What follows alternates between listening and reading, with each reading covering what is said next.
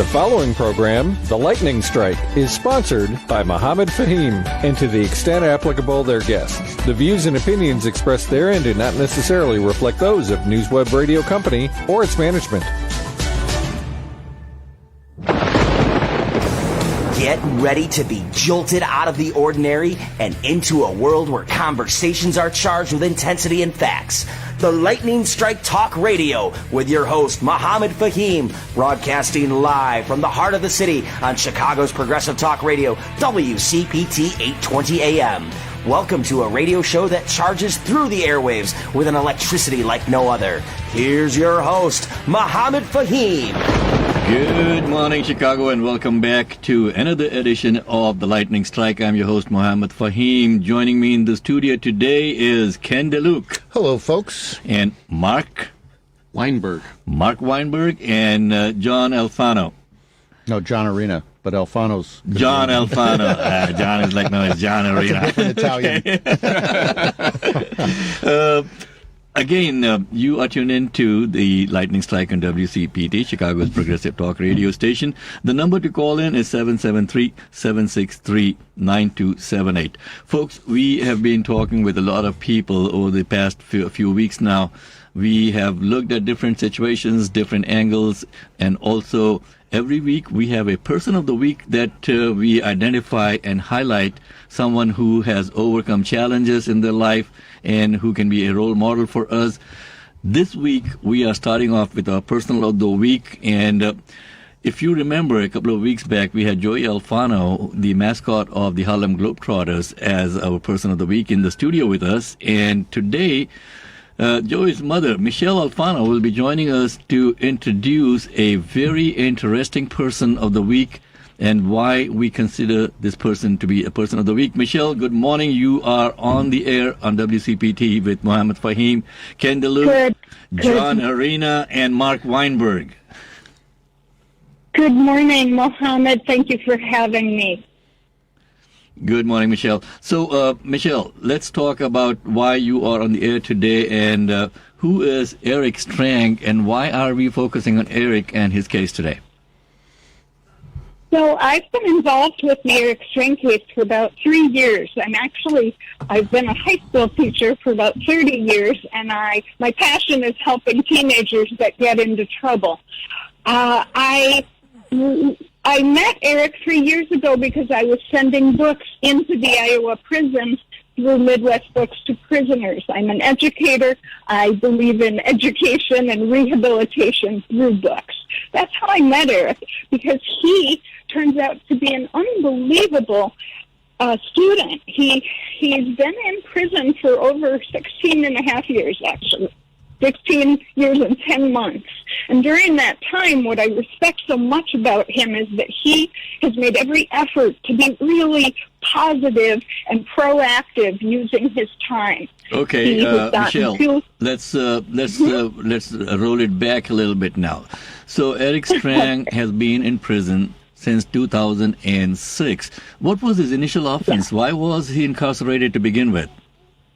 Yes, so Eric was at Iowa State University as a freshman. He was on a full academic scholarship. He'd never had any arrests, no problems, and one night he went to a party and was drinking, unsupervised drinking that happens on these college campuses, and he ended up urinating in public. And the campus police called him in, and they said, there's been a report that you were urinating. And they said, we're going to write a letter. We'll have you copy it in your own handwriting, and then you can go back to class. He thought that was an apology. He was very sorry that he had done that stupid mistake. And that letter ended up going to the Iowa Ames Police Department. They used it as a confession. There was no attorney present. He was never told, oh, you will be put on a lifetime registry once you submit this letter. You will have to do treatment programs. Never advised of anything. He just thought he was going back to class, and he was sorry for the incident. He got charged with indecent exposure.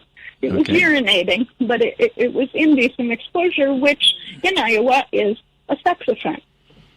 Okay, so we got attorney Mark Weinberg in the studio with us today. Mark, what do you think? Okay, well, my understanding is that Eric is serving 36 years, an incredibly long length of time for a relatively minor offense. And so Michelle wants to plead to the mercy of prison officials to try to get him out, but to no avail. Before we go any further, Michelle, tell us some of the positive things that Eric has done while being incarcerated. Okay, so first of all, the sentence was 34 years, and there are 4 charges, and I will talk about that in a minute. But yes, during his time incarcerated, Eric has gotten 2 associate's degrees, one in psychology, one in accounting, graduated with honors with a 3.9 GPA. He has gotten 2 apprenticeships. He did a paralegal program through Blackstone. He's also done an extensive amount of volunteering. He did leader dogs for the blind, training dogs to be guides.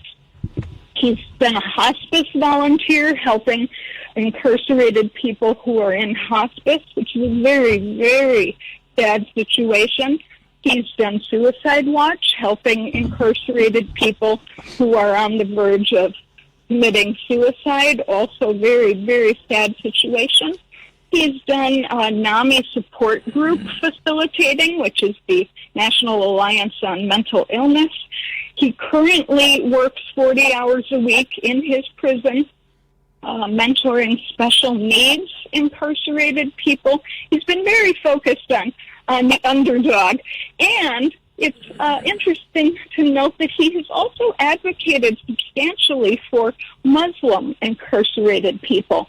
For example, during Ramadan, they follow a special diet, and they have special religious needs that the prison is sometimes reluctant to recognize.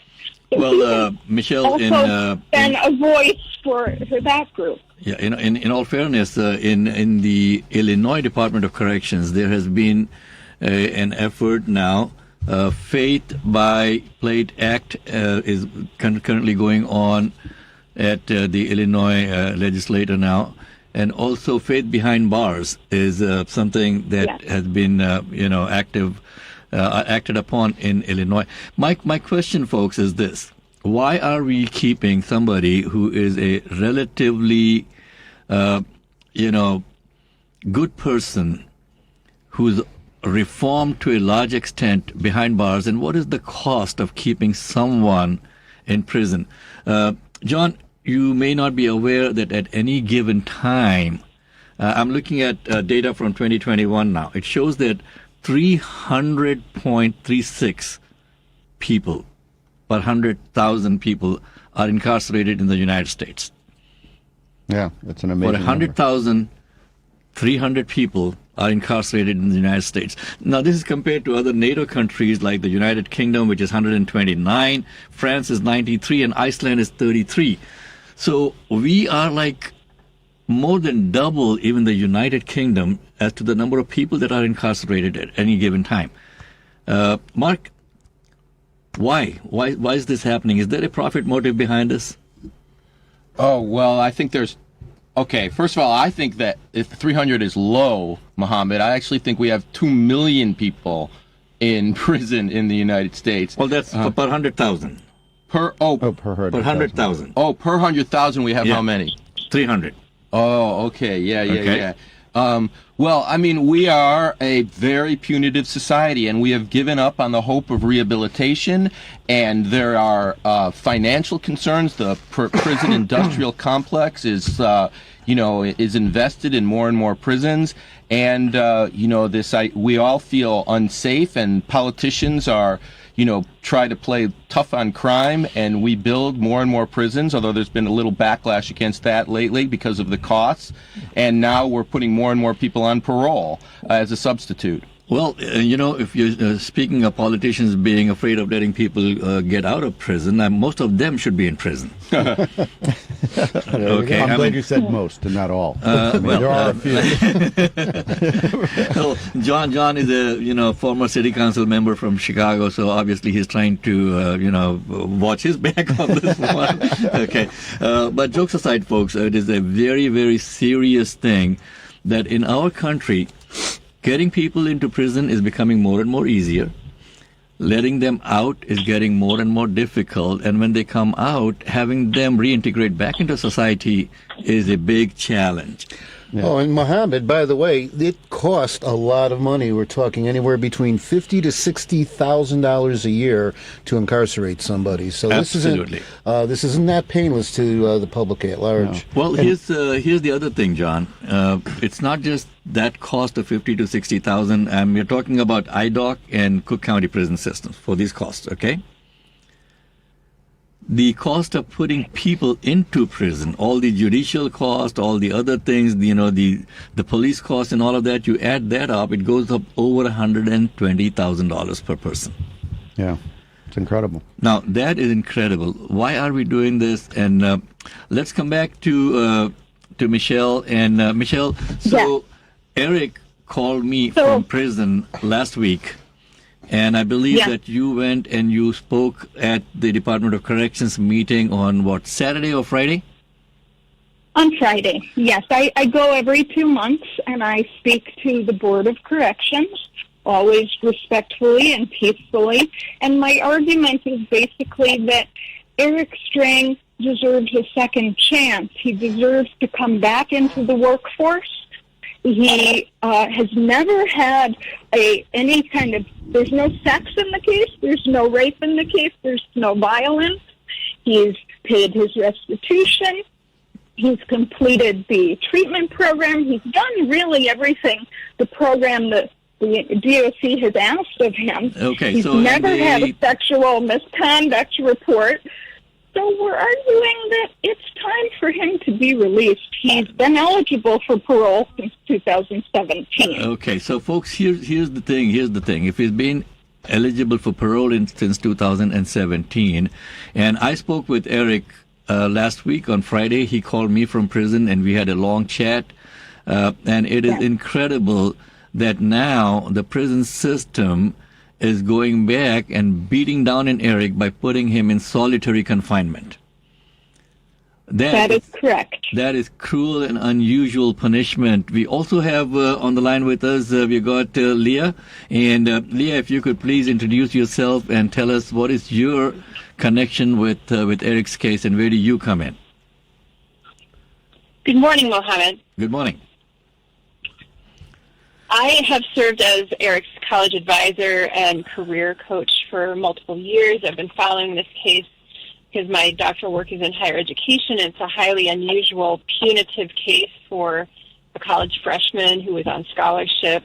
And it's just been, shocking to watch that he's been eligible for parole since 2017 and no progress has been made. Leah, I read a letter that you wrote to the Attorney General. Could you give a brief summary of what you said to them and what you were requesting? Sure. I have worked for the past 10 years in, my career path has shifted from higher ed administration and consulting work to doing trauma healing work at a drug and alcohol recovery center in the United States and for the past 10 years. And so I work with sex addicts, I work with alcoholics and drug addicts every day. And, Eric does not really fit that profile at all. And he's, someone who's being considered for civil commitment, which means it would be an extension of his sentencing where he would not be able to get out necessarily. Being from Iowa, I'm very familiar with these facilities in Cherokee, Iowa, and other locations, and it's a serious situation where Mark's human rights are, Mark's the attorney in the violated. group here. Mark, could you explain what civil commitment means in this particular case? Sure. Well, this is just another cruelty that is going to be faced by Eric. First, he got an incredibly long sentence for very minor offenses. Second, he's been subject to the cruelties of being in prison, like the solitary confinement that he's been subjected to, which is definitely cruel and unusual. And third, now he faces the prospect of being in civil commitment. What is civil commitment? Civil commitment is when a state has the power to institutionalize somebody for life. It's really a black hole. They call it treatment for a mental illness. Okay. But it's really a prison for people that we just want to lock away and throw away the key for. There is no effective treatment usually in these programs, and the duration is not limited to anything, and it often results in lifetime commitment. Okay, so that basically is a classic,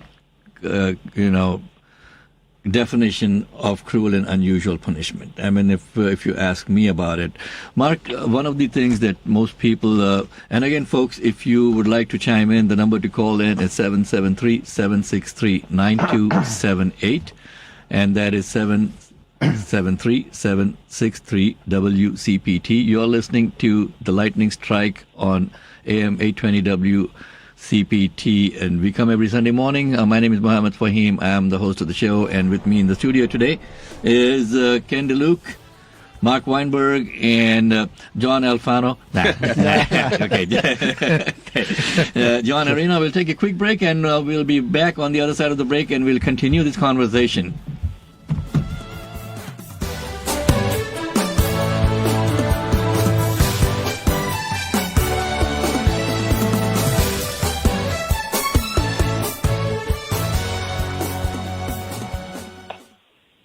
Planning to lay off employees is never easy. Discover the Center for Strategic Solutions, your trusted partner in outplacement services. Are you a company in transition or an individual seeking a new opportunity? Our Chicago-based team specializes in providing personal outplacement services to employees. At the Center for Strategic Solutions, we're not just consultants, we're dedicated to your success.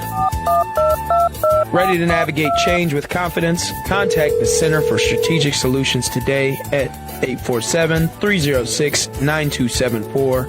Visit us online at www.cfss.us or email info@cfss.us. The Center for Strategic Solutions, empowering employers and job seekers for success in the heart of Chicago. Welcome back to the Lightning Strike with Mohammed Fahim. Folks, welcome back to the Lightning Strike. We are discussing today the high cost of incarceration, and is it serving its purpose or not serving its purpose? Why are we spending over $80 billion, that is 80 billion with a B, on keeping people in prison? And it has become like the military-industrial complex. It has become like, Mark, your words, the prison industrial complex. Something is definitely not right with the way that we are incarcerating people and hoping to reform them. Is reform happening? Is reform not happening? What the heck is going on with our taxpayer dollars? And we have to ask the question, is like, for example, this example right here with Eric, are they keeping him in prison to put money in their pockets? Is that a thing? I know there are private companies that do subcontracting and everything else. There are private prisons and there are government-funded prisons. Okay, it's not so much putting money in their pocket. I think it is job security for a lot of people. Okay, and so Leah, let's go back to Leah, and we have got about 6 other people calling in the line. Please stay on the line with us. This is a very important conversation we are having on the Lightning Strike today. And folks, Sure. Be patient. So Leah, now I believe that you, in your professional capacity, you are also a psychologist or a psychotherapist? I'm not a psychotherapist. My doctoral work is in higher education administration. I served for many years in administrative role and consulting work for over 200 universities across the nation. That's why this is such a highly unusual case. Okay. And now I've spent 10 years doing trauma healing work, body-based trauma healing work, in partnership with therapists, psychiatrists, and addiction medicine specialists. And my clients are sex addicts, drug addicts, and alcoholics. Okay. For the past 10 years. Well, let's see if we can bring in Lynn Hamilton. Lynn is calling us in. And Lynn, good morning. You are on the lightning strike. How can we bring you into the conversation? Well, I happened upon you this morning. I follow prison issues mildly a little bit, but I am horrified to hear about what is happening in this case. You know, we're all concerned about the cost to taxpayers of this ridiculous over-incarceration in our society, but, I mean, the cost to society, not just for the imprisonment, but to families and other programs and children that are, families that are torn apart. The costs are so much higher than just the cost of the incarceration. And what does it say about our society that we allow this type of cruelty? I mean, I think people are largely not aware, but this just says something about who we are as a country and as a people. Lynn, thank you so much for bringing that part of it as to the impact it has on families. It's not just the one person, man. It is the family behind the person.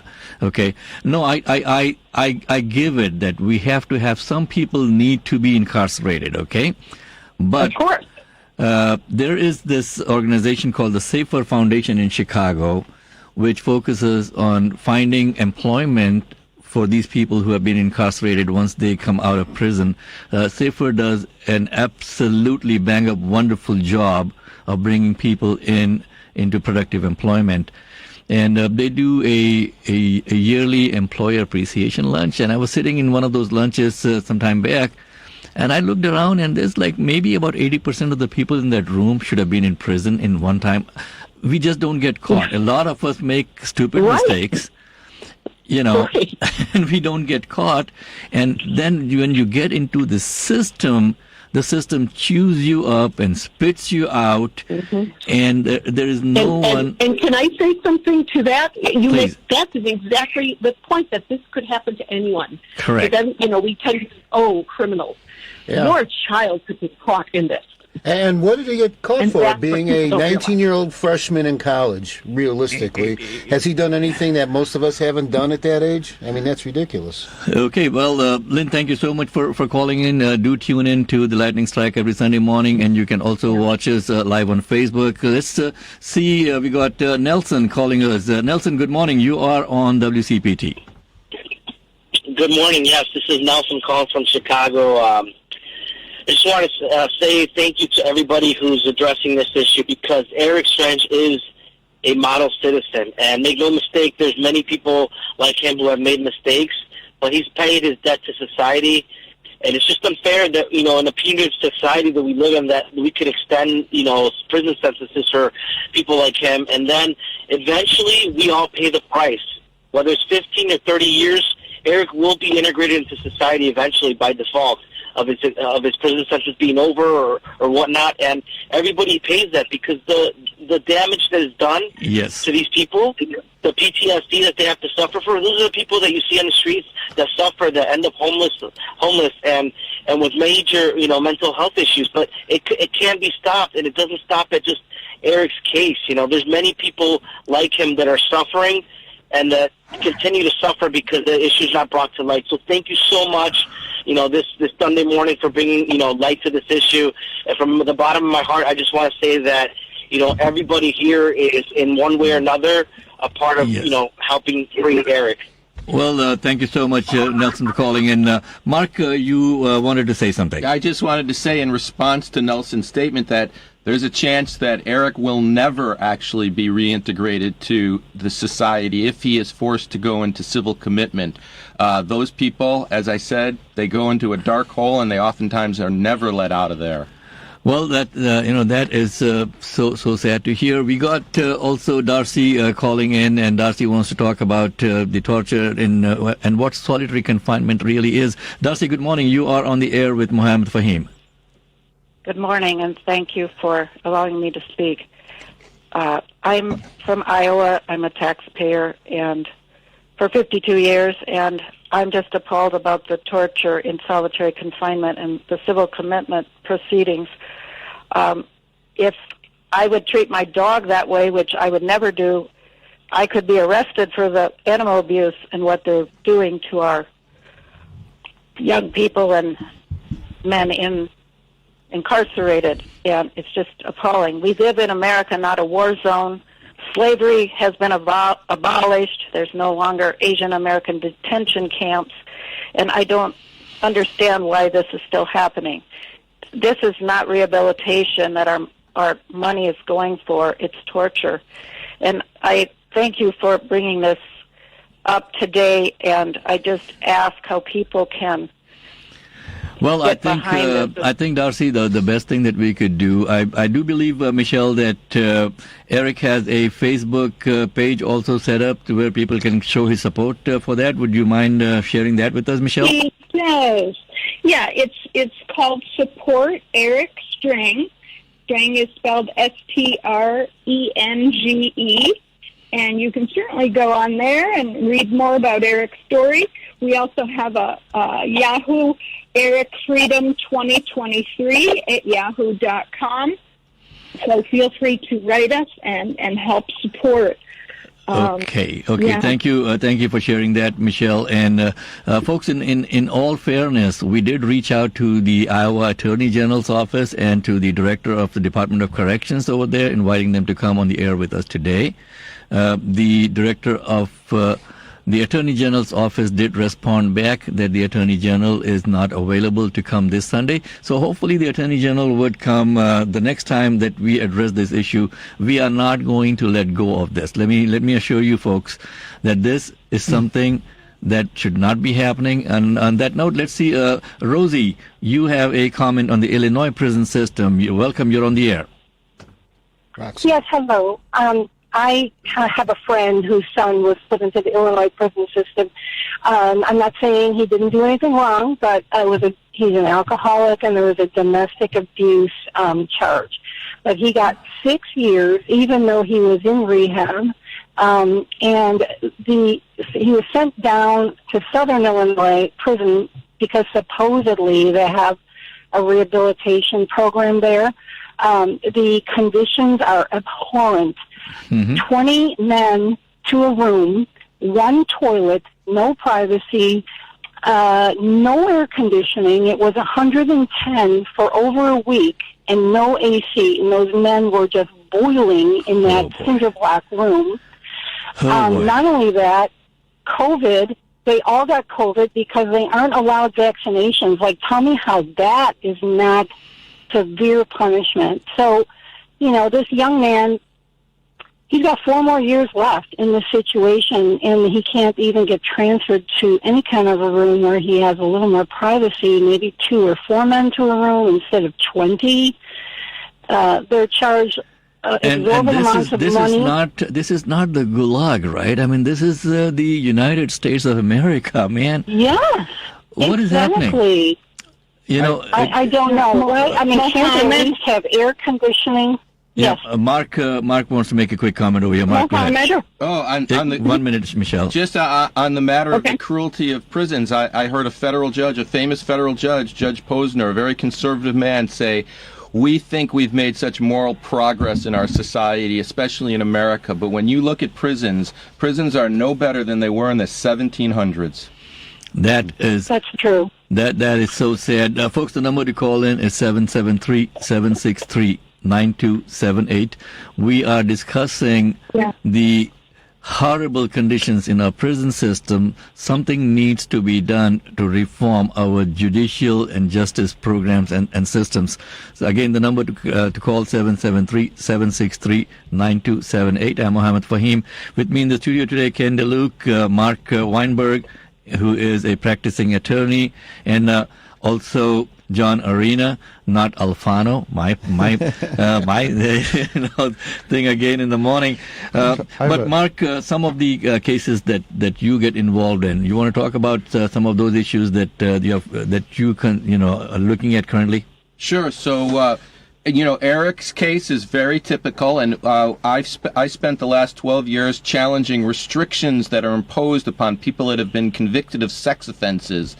Sex offenders are the most despised people in our society, and some of them can never ever get out of prison, and we bring lawsuits on behalf of them. We don't defend the crime itself, but the circumstances that are imposed upon them after they've been convicted are horrible, including parole restrictions. People who've been convicted of sex offenses can't have any contact with their own minor children when they're on parole. They can't use the internet. In Wisconsin, people who are convicted of sex offenses have to wear a GPS for life. Anyway, wow. Yeah, even after they're off of any supervision. So my practice is about challenging certain of the cruelties associated with this population of people. So, no, Michelle, let's come back to Eric now. Yeah. He is now being classified as a sex offender. Where was the sex involved in this? Yes, that's a term that I would never use for describing Eric because there was no sex in the case. There are, however, 2 sex charges. The first was the indecent exposure, and then 2 years before, there was an attempted to kiss an adult woman and fondle without her permission. And that, again, teenagers make mistakes. We are not saying that Eric made mistakes, but after 16 and a half years in prison, we're saying that the treatment he's receiving is excessively harsh. Speaking to Rosie's point, right now, today, Eric is in a cell that's 6 feet wide. He can touch the walls with both hands. He has fluorescent lights on him 24 hours, which makes sleep very disturbed. One of his meals was 4 tater tots. In other words, he's not receiving sufficient food for a man who's 5'11". It's very severe. It's very harsh. And to Nelson's point, that people are coming back into society. It is my opinion that if a person is incarcerated, we want to focus on education, rehabilitation, counseling, give people an incentive to work on getting better. Because, after all, people do need second chances. They need a reason to say, yeah, I made a mistake, but I want to try to get better. That's especially true when we're talking about teenagers. Well, Michelle, I have had my share of people who are incarcerated that I have helped to bring them back into society in productive employment, working with the Illinois WorkNet Center in the past. And most of the people that I brought in who had a record back into employment, they have turned out to be some of the best employees that any employer can ask for. So, folks, here's the thing. Let's focus on, first off, throwing some light on this horrible, horrible case that is in Iowa. It could have been in our, in our neighborhood also. Speaking of that, Margaret, you want to talk about the prison system, and thank you for calling in. You are on the air with Mohammed Fahim on the Lightning Strike. Hi, good morning. Thank you for your show. I've been listening to it, I think, for a couple of months now, so I appreciate it. I hope that this is appropriate. I'm calling to inquire about the application of solitary confinement in specifically the Illinois prison system, but in the country as well. It seems that the corrections officers have enormous power that they can wield over the prisoners, and I personally know somebody very close who was in solitary confinement for 90 days. Wow. He has a mental illness. He also went in with, he had drug issues, and he's come out with PTSD and an exacerbation of his mental illness and drug abuse situation. So my question is what are the rules around application of solitary confinement, and is there any legal action that can be taken Well, let's see if Mark could answer that. Folks, actually, we wanted to talk about this subject for maybe about 20 minutes this morning. It's already been 40 minutes. I don't think that we'll be able to cover any other subject. No, you don't have to be sorry, Margaret. This is so important for us. As a society, we have to address it. So, Mark, coming back to Margaret's question, you have got an answer for that? Yeah, well, the short answer is that a lot of us are hoping that very soon the Supreme Court of the United States will declare solitary confinement unconstitutional. Advocates in this area recently brought a case to the Supreme Court, and just last week, 3 of the justices wanted to hear the case, meaning they wanted to hear a case in which would allow them to rule solitary confinement unconstitutional in violation of the Eighth Amendment, cruel and unusual punishment. And 6 of the judges, the conservative judges, rejected the call to hear the case. But it's only a matter of time before the Supreme Court takes up this challenge, and hopefully they will rule that this horrible, horrible thing is declared to be unconstitutional. That's so nice to hear. So, folks, we will continue. We will continue this conversation as the shows progress. Okay, the lightning strike was obviously we started the show to throw light on these inequities in our society, in our system. And Sarah, you want to talk about the prison system also. Good morning. Thank you for calling WCPT. You are on the lightning strike. Hi. My name is Sarah. I wanted to just ask the question. There's so many people that run for office, and in the past, they've, done this tough on crime campaign. Mm-hmm. And I'm wondering when we're going to have some candidates out there, running for office that are going to start really, talking about the abuses of our correction system. It's a legal system. At the moment now, Sarah, the candidates for all of these elections are going through the petition process. So once the petitions are submitted, we will know who is going to be on the ballot for different positions. We have already had about 5 or 6 judicial candidates on the lightning strike in the past, from the circuit court judges to the appellate court judicial candidates. And definitely we will be inviting more of the candidates who are running for office, and we will ask them that question. Thank you so much for calling in on the lightning strike. Let's take a quick... Could I just ask one more question? Go ahead, Sarah. Or give information. Please go ahead. I also am part of a restorative justice circuit court in North Lawndale and Englewood, and these courts are becoming much more, hopefully, popular as a way to keep young individuals out of prison and and making sure that they don't have any felony record that they carry around. Wonderful to hear that. I think the Will County State's Attorney also has got a great program on restorative justice, not just punitive justice. So let's take a quick break, and we'll come back on the other side of the break. Again, the number to call in is 773-763-9278. You're listening to The Lightning Strike.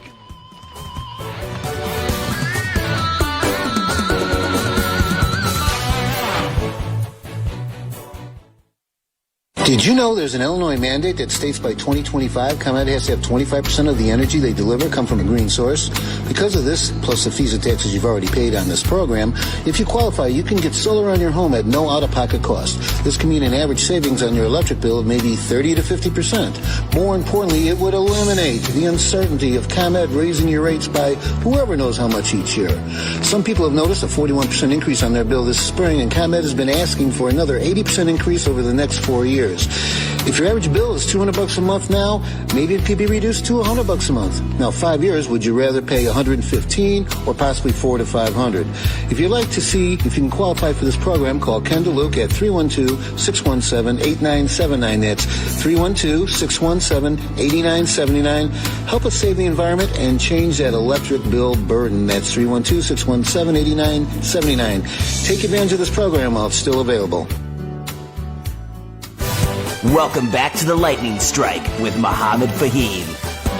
Good morning, folks, and welcome back to the Lightning Strike on WCPT 820 AM. You can also listen to us on Facebook at facebook.com/WCPT820 or facebook.com/TLS Chicago for the Lightning Strike Chicago. Our website is tlschicago.com. The show will be posted on our website after it's over today. So you're welcome to go back and contact us through the website. With me in the studio today, again, Ken DeLuke, Mark Weinberg, and John Arena. And on the phone with us, Michelle Alfano and Leah. So, Michelle, coming back to the last 15 minutes, we actually wanted to do this like for 15, 20 minutes today, but the interest is so high from people calling in that we will continue on this particular subject today. So, Ken, you had a question for Michelle. Yeah, Michelle, I understand that the way the rules are, there's a 90-day issue up, where they have to address the civil commitment 90 days before release. But 90 days before release is 7 years from now. So where are we with that? That's right. So, yeah, our argument, really our target for Eric is getting him released. We expected him to be released in the summer of 2022, and then the DOC forwarded his case for further review for civil commitment, but he doesn't meet the criteria. And one of those criteria was that his case had to be reviewed in 30 days by the DOC. It was not. They took 6 months. They also require proof of a mental abnormality. Eric is, as I told you in the beginning, he just has a stellar record of, he's in positions like being a mentor where people look up to him, including the staff. He's never been on any kind of mental health drugs, never had a diagnosis. There is no mental illness. So what you're saying basically is they haven't made the burden of proof to do what they're trying to do to him, and they're still doing it, is what you're telling me. Well, they've passed the case to the Attorney General, who will further review it. We feel that Eric's case does not meet the criteria for civil commitment. However, the Attorney General will not review Eric's case until early 2029. And they've made that clear to us. That is their process. They review cases 90 days to discharge, and Eric's discharge date is February of 2029.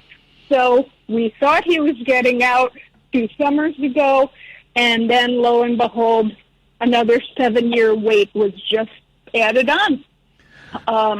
Is it legal? Yes, it is. They are within their rights. It's not that they've violated a law, but it's that they're using their discretion in a way that is so harsh. So we are asking the Attorney General, Brenna Bird of Iowa, to please use her discretion in a case like this that has no sex, no rape, no violence, no children. We're asking her to use her discretion, review the case now, not 7 years, he's waited 2 years already, but use your discretion, review this case, clear him, let him go before the parole board on his merits, and he's served almost 17 years. We feel enough is enough. It's time for Eric Strang to be reintegrated into society. By the way, Eric has 5 job offers here in the Chicago area. He has been accepted on full scholarship to a university here in the Chicago area. He has a home to parole to. He has an incredibly supportive family and friends. His release plan is stellar. So he's low risk. He's a low-risk release. Mark, what more do you want from him? Okay, hold on 1 second. Mark, I think Mark has I want to ask Mark this question. Yeah. What possible people in Eric's position, what possible legal recourse do they have, if any? Yeah, so I see this instance as a great example of when the process becomes the punishment. So Eric does not meet any of the criteria for civil commitment, and yet the Attorney General in Iowa says they have to wait till as a practice, it's their practice to wait till 90 days before his official discharge date to make a determination of civil commitment. Well, there's no reason that they have to wait till 90 days. They could make that determination now. He would then be eligible for parole and hopefully get it. But instead, they delay as a legal form of punishment. Okay, I think, folks, here's the thing. This is something that I have been preaching since the show started. Get involved. And the best thing that we could do is get involved by electing the right people. So the governor of the state of Iowa, please take notice. Kim Reynolds, please take notice that you are going to be up for re-election one day, okay? And actually, very soon. We've reached out to the governor's office many, many times, and we do ask that people reach out to the governor on behalf of Eric, advocating well, for and here's the thing. To review his case. Michelle, the governor, the state representatives, every elected official should be aware that they serve at the will of the people. And if the people come out and vote, unfortunately in our country, Mark and John, you know that the number of people, like right now there is an election going on in India. Do you know what the turnout is? No. 70 to 80%. Oh, wow. Okay. 70 to 80%. In our country over here, folks, we are letting the tail wag the dog, okay? We are lucky if we get 20-25%, people to come out for elections. So, folks, keep it in mind that the elections are coming up, and make sure that you research the candidates. Find out who these people are that you are going to allow you to represent yourself.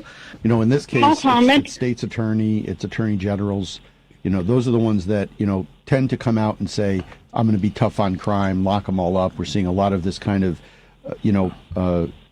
dichotomy in terms of candidates. Like, Kim Foxx took a lot of heat, but she's actually been more effective on gun crimes than the hardliners that came before her that said, we're just going to lock everybody up. And this is where we start seeing people getting victimized in the penal system because for low-level crimes. Somehow that people are interpreting that as somehow keeping us safer, and it's actually not. John, I know of instances where somebody has been thrown into prison for stealing a loaf of bread. Yeah, hunger is not a crime. Stealing a loaf of bread, okay? And they come back out, again, they don't have any skills, they are not integrated back, they steal another loaf of bread and they go back into the system. Yeah. Michelle, I've got 4 minutes to finish off, so if we can have some final thoughts from you. Yes, and it's not only about voting, but it's about expressing to our political representatives what we want, because they think that we want be tough on crime. We've been reaching out to Ken Rosenboom, state senator of Newton, Iowa, where Eric's incarcerated, and John Dunwell, and we've been expressing to them solitary confinement is a torture. This is not tough on crime. This doesn't make anyone safer. This is not what we want as paying taxpayers, citizens of this democracy. So I think it's also important not only to vote, but to tell our officials, please represent us in a humane way and listen to us once you are in office. Michelle, could you please say again how people can follow this deal? What Facebook, what websites are available that they can follow this again? Yeah, Eric's Facebook page is Support Eric Strang, STRENGE, and we have an Eric Freedom 2023 at yahoo.com. We can also always send letters to Eric. There's nothing better than receiving a letter from somebody who believes in you and gives you courage. Of course, in solitary confinement, they are supposed to give you your mail, but often don't. That's another part of the punishment. But yes, that's where we can be reached. Eric Freedom 2023 at yahoo.com, and Facebook, support Eric Strang, STRENGE. And folks, Eric was actually supposed to join us on the air today, and this was like as of Friday when I spoke with him. He was very excited to come on the air and said, I'm going to let everyone know that I'm going to be on the air. And Friday afternoon, he gets thrown into solitary confinement for just having the audacity to talk to somebody about his case. Yes. And I will tell you, Mohammed, I called the prison. This happened at 5 p.m. I spoke to Captain Waller. I have a release form to speak on Eric's behalf. And I said, what are the charges? He said, call back Monday. He had no idea what the charges were, didn't know, mumbled, fumbled. It was my understanding that there were no charges and they would figure it out on Monday. Well, definitely we will follow up in the next few weeks on what's happening with Eric and his case. Thank you very much for joining us, Michelle. And Leah, thank you so much for joining us also. Any final thoughts from you, Leah? Thank you so much, Mohammed. It's been fantastic to work with you today. Well, absolutely. Thank you so much for joining us, folks. Again, you are tuned in to the Lightning Strike on WCPT AM 820. We come every Sunday morning from 9 to 10. Our website is TLS for The Lightning Strike Chicago, TLSchicago.com. With me in the studio today, John Arena, Mark Weinberg, Ken DeLuke, and Heidi Pipkins, our intern. And thank you all very much for joining us also, gentlemen. It's been a pleasure having you on the Lightning Strike today. And you're welcome to come back anytime that you want to continue this conversation. And Dylan, thank you very much for manning the boat as usual, man. With this, thank you very much. You folks have a nice week. We'll see you next Sunday in the morning from 9 to 10 on WCPT 820 AM, Chicago's progressive talk radio station.